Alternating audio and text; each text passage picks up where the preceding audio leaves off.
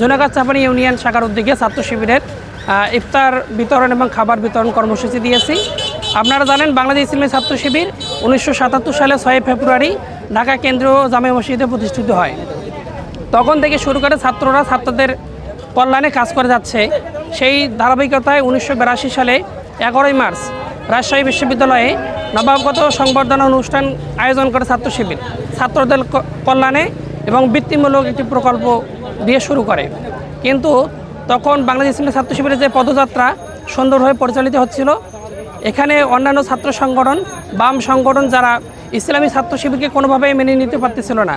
অল্প সময়ের প্রতিষ্ঠানের মধ্যে দিয়ে তাদের যে কার্যক্রম, এই কার্যক্রমে তাদের মাথা নষ্ট হয়ে গিয়েছিল।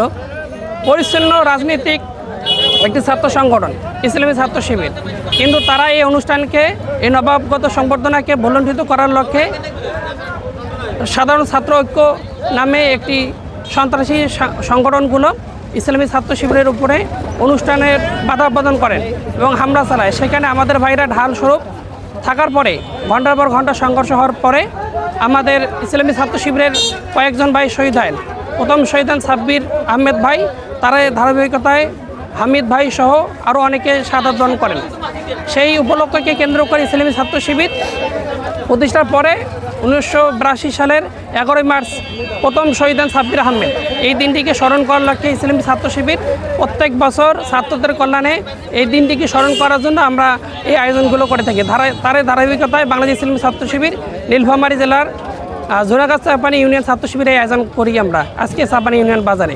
এখানে 300-এর অধিক শ্রমিক ভাইদেরকে আমরা ইফতার বিতরণ করি। আপনারা আমাদেরকে পাশে ছিলেন এবং আপনাদেরকে অসংখ্য মোবারকবাদ জানিয়ে আমরা আমাদের কর্মসূচির সমাপ্ত ঘোষণা করছি।